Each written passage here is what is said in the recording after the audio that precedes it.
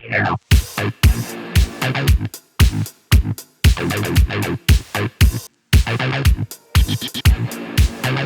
people, I am Jaby KOAY, joined by ARBURN, and we're gonna look at MANTO, starring Nawazuddin Siddiqui, Rasika Dugal, and Tahir Raj Basin.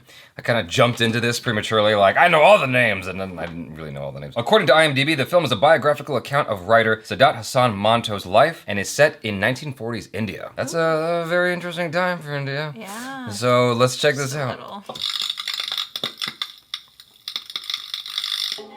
Manto साहब, आपकी कहानी ठंडा गोश्त पर फांसी का केस है।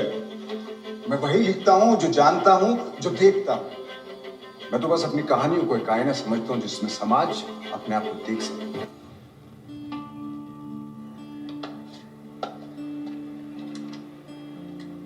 आजकल आप टाइपराइटर इस्तेमाल नहीं करते? टाइपिंग के शोर से मेरे ख्यालात की तितलियां उड़ जाती हैं।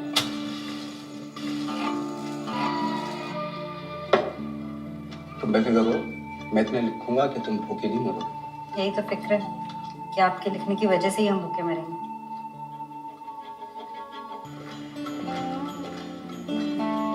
अब बताइए, कैसी लगी स्क्रिप्ट? एकदम बकवास।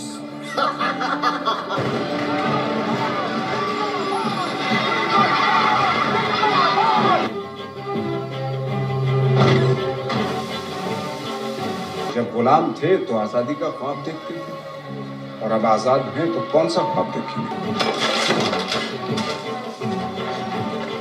सारी हमदर्दी सिर्फ अपने किरदारों के लिए बचा रखी है। आखिर में अफसाने ही रह जाते हैं, और उनके किरदार।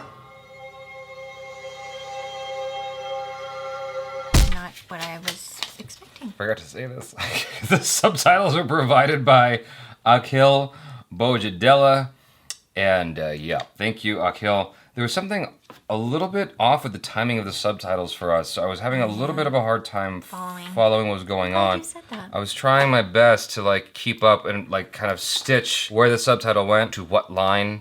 I think I got the gist of it. Let's watch it one more time. Nawazuddin Siddiqui does a good job of nailing the look of Saadat Hasan Manto. Very much so. He was a writer, playwright, and author born in British India, writing mainly in Urdu language. He produced 22 collections of short stories, a novel, 5 series of radio plays, 3 collections of essays, 2 collections of personal sketches. His best short stories are held in high esteem by writers and critics. Manto was known to write about the atrocious truths that no one dared to talk about. Manto is best known for his stories about the partition of the subcontinent immediately following independence in 1947. Manto was tried for obscenity 6 times, thrice before 1947 in British India, and thrice after independence in 1947 in Pakistan. Thrice! But never convicted. Okay.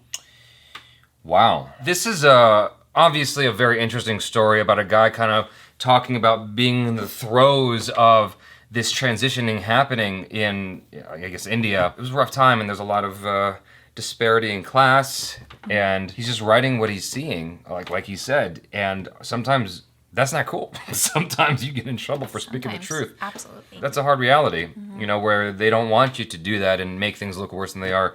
I remember when I went to India, one of the things they wanted to make sure was that I was not press in the forums. They were like, "Are you a reporter?" I got kind of scared because I'm like, I do YouTube videos, Right. But I was like, I'm just visiting.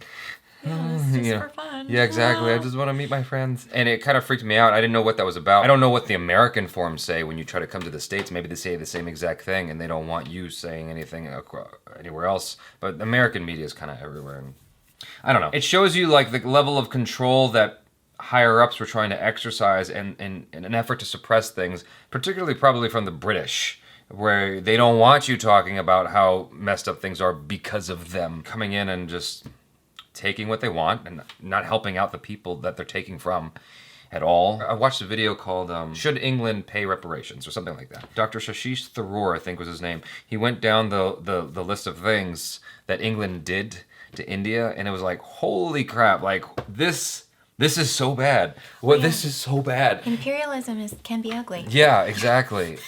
And I'm guessing that's what's happening here, but the interesting thing here is they didn't really show at all anything related to the English. No, not at all. Which almost intrigues me more. This is something that I love about film when it's telling a story about a human being in a particular period of time and, you know, true events. I love learning about one part of the world and, you know, just becoming a more in tune human by sitting down and watching a movie. Yeah. It's so much fun. I think it looks great. Performances look, from what I saw in the brief moments we watched, really solid. Very intriguing though. This actor, Nawazuddin Siddiqui, he's actually one of my favorite Indian actors. I think he's actually very, very strong. Every time I watch him, like, everything he does is awesome. Yeah. He's a very, very talented dude, and he's always believable. Everything he does, he commits strong and true. Yeah, and I think I can see both sides of him, and he can, I imagine, bring an immense amount of strength. Yeah. But also, I think he has something very gentle about him too, and I'm always intrigued by characters like that. One of the things I also really appreciate about this is just kind of the authentic look of the set pieces and the costumes and whatnot. You feel kind of the effects that they're discussing, because he's going, I just write about what I see, and what he sees is awful, but like it feels real. The way that this is shot, it's not glamorous looking.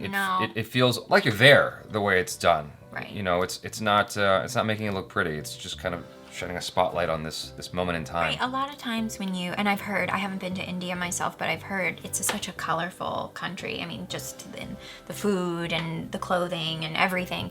This is, I didn't feel hit in the face. Like you said, it didn't feel over glammed, if you will. It didn't feel like glam India. It just felt like what you would see. You're right. If you were in 1940s India. You guys, thanks so much for hanging out with us. Please be sure to check out Amy on the social media. Subscribe to the channel if you haven't already. Check out our other reactions, reviews, and short films. And also let us know your thoughts in the comments below. Be honest and be verbose. Yeah. I'm Jaby KOAY. This is Amy ARBURN. Peace out.